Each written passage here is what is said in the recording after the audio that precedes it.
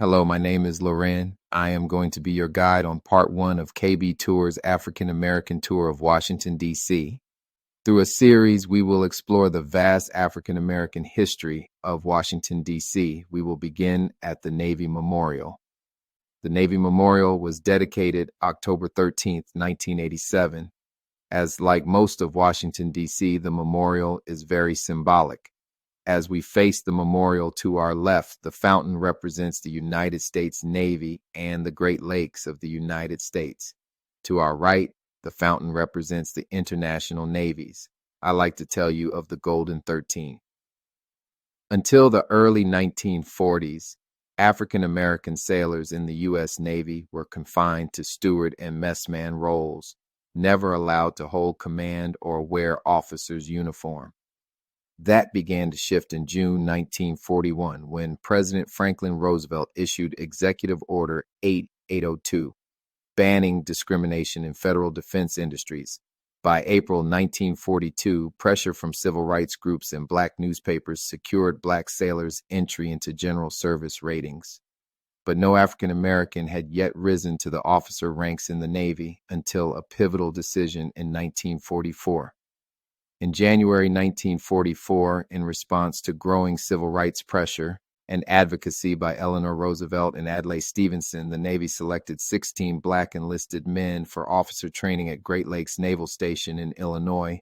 Unwilling to risk their failure, naval leadership slashed the course from 16 to just 8 weeks, presuming they would falter accelerated program designed to break them, or setting them up to fail. These capable men, many college-educated, disciplined, and seasoned, faced an accelerated program designed to break them. Determined to succeed, the men formed a tight-knit study group. They even taped over barracks windows and studied by flashlight into the night. Against all expectations, all 16 passed their coursework with distinction, achieving an extraordinary average GPA of 3.89, the highest in Navy officer class history. Despite all 16 passing, only 12 were commissioned as ensigns and one as a chief warrant officer, totaling 13, giving rise to the name Golden 13. The remaining 3 returned to enlisted status. No explanation was offered.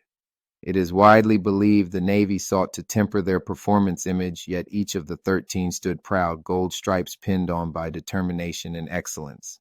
We are driving down Pennsylvania Avenue. This is the avenue the inaugural parade takes place. The first inaugural parade that took place was just after President Jefferson was inaugurated at the Capitol.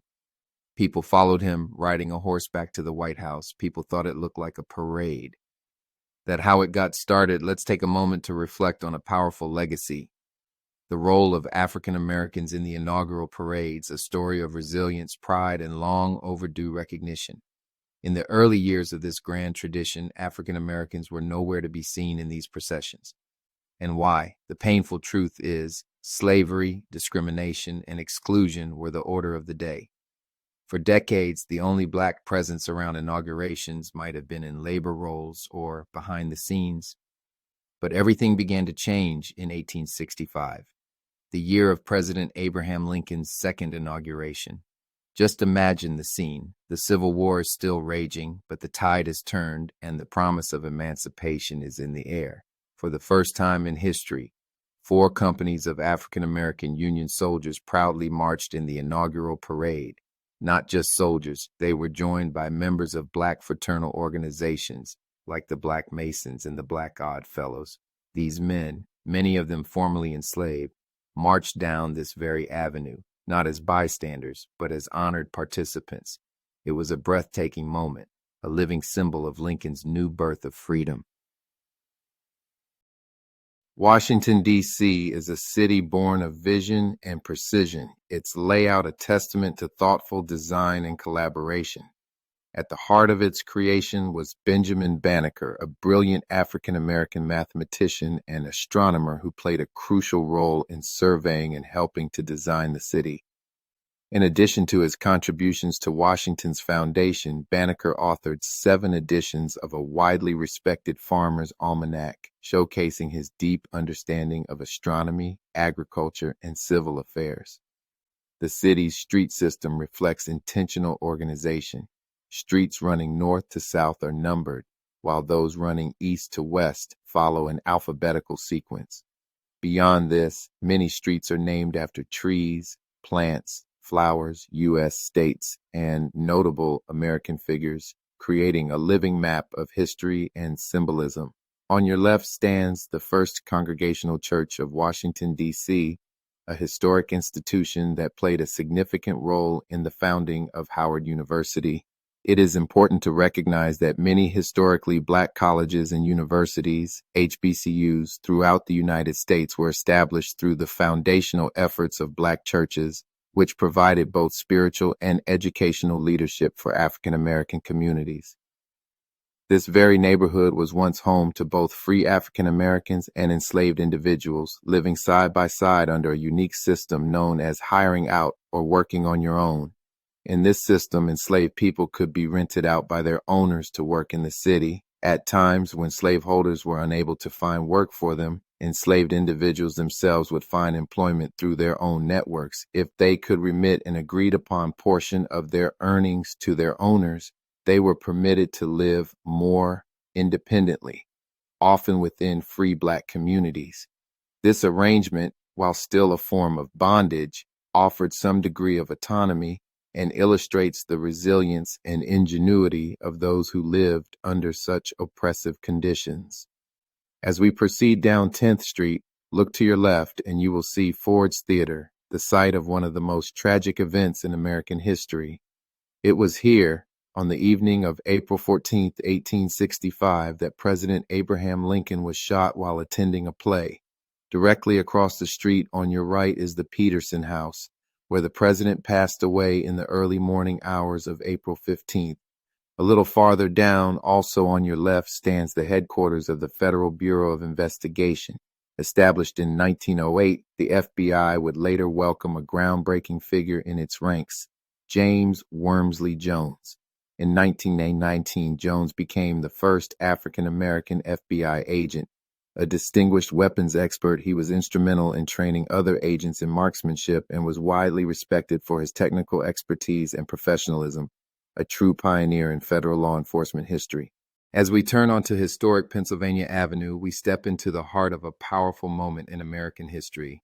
It was here on March 3, 1913, just one day before Woodrow Wilson's inauguration, that over 5,000 women marched down this avenue demanding the right to vote.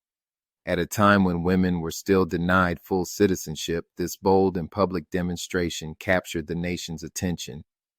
But while this was a historic step forward, it was also a reminder of the racial divisions of the time. The organizers, white women, refused to allow Black women to march beside them. They feared it would offend Southern white men and derail the suffrage movement. Black women were told to march in the back, if at all. Yet in a moment of quiet defiance, a group of young, determined Black women stepped forward. Members of Delta Sigma Theta Sorority, founded just 2 months earlier at Howard University, joined the parade with pride and purpose. They marched not just for themselves, but for generations to come. Their presence, their courage, their resilience became a legacy that still echoes down this very street. In the sweltering summer of August 1925, the streets of Washington, D.C. bore witness to one of the largest public demonstrations of hate in American history. An estimated 30,000 members of the Ku Klux Klan, clad in white robes and hoods, faces concealed, marched in military-like precision down Pennsylvania Avenue directly toward the U.S. Capitol. This was no spontaneous gathering. It was a carefully orchestrated display of the Klan's power at the height of its national resurgence. In the 1920s, the Klan had expanded far beyond its southern roots, becoming a nationwide movement that openly promoted white supremacy, anti-Black racism, anti-Semitism, anti-Catholicism, and nativism. D.C., a majority Black city even then, stood as a silent backdrop as the Klan flaunted its might. Marchers were mostly white Protestants from across the country, men and women alike, many of them holding American flags, appropriating the symbols of patriotism for a message of exclusion. There was no violence that day, but the message was unmistakable. The Klan was asserting itself not only as a force of intimidation in the shadows, but as a political and cultural power in the very heart of American democracy. The 1925 march remains a chilling reminder that racism can wear a mask not only of hate but of legitimacy, and that even in the capital of a free nation, the ideals of equality must be defended, not assumed. We are now on our way to the United States Capitol, the seat of the legislative branch of the federal government and one of the most iconic buildings in American history. What many people do not realize is that this symbol of democracy was built in part by the hands of the enslaved. President George Washington, who oversaw the early planning of the city, wanted the Capitol to be constructed from sturdy stone, a symbol of permanence and strength. However, there were no suitable stone quarries in the immediate vicinity of the city. After some searching, Congress located a quarry across the Potomac River in Aquia, Virginia. This quarry sat on what was then known as Government Island, a swampy, mosquito-infested area teeming with snakes. The work of extracting and transporting stone from such a site was grueling and dangerous. To meet the labor demands, Congress made the decision to rent 200 enslaved African Americans from nearby plantations. These men were forced to cut massive blocks of sandstone from the quarry, load them onto barges, float them down the Potomac River to the Washington waterfront, unload the stone, and carry it, sometimes by hand or with oxen-drawn carts, to the construction site of the Capitol. They not only hauled the material, but were also instrumental in the actual building process, performing masonry, carpentry, and other skilled tasks. Slaveholders were paid $5 per month per enslaved person, money that, of course, never reached the hands of the laborers themselves. Construction on the Capitol officially began on September 18, 1793, marked by a ceremonial laying of the cornerstone by President Washington and members of the Freemasons. The original design for the Capitol came from Dr. William Thornton, an amateur architect whose neoclassical vision won a public design competition. Dr. Thornton, recognizing the talent and potential of the enslaved laborers, proposed an innovative plan to train 50 men of color in skilled trades to assist in the construction. He believed this could elevate their status and improve the quality of labor on the project. But Congress, deeply entrenched in the institution of slavery, rejected his idea outright. Despite this, the Capitol rose slowly, stone by stone, lifted on the backs of the enslaved, becoming a paradox, a monument to liberty and law, built by those who were denied both.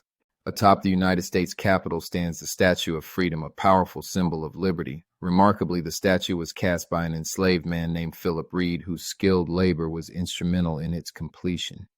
For his work, Mr. Reed was paid $44, a rare instance of compensated labor for an enslaved individual. The Capitol Dome, an engineering marvel, weighs approximately 9 million pounds and is constructed entirely of cast iron. Its design and execution are testaments to 19th century innovation and the overlooked contributions of African Americans. Following the Civil War, African American men began to hold seats in the United States Congress.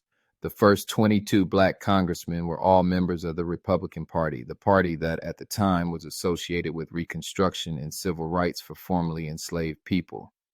Notably, the first two black U.S. senators, Hiram Revels and Blanche K. Bruce, were both elected from the state of Mississippi. The first African American to serve in the U.S. House of Representatives was Joseph Rainey of South Carolina. A formerly enslaved man, Rainey entered Congress in 1870 and played a pivotal role in advocating for civil rights during the turbulent Reconstruction era. This is the end of part 1 of African American Heritage Tour of Washington, D.C. If you liked it, please give a thumb up and subscribe. Until next time.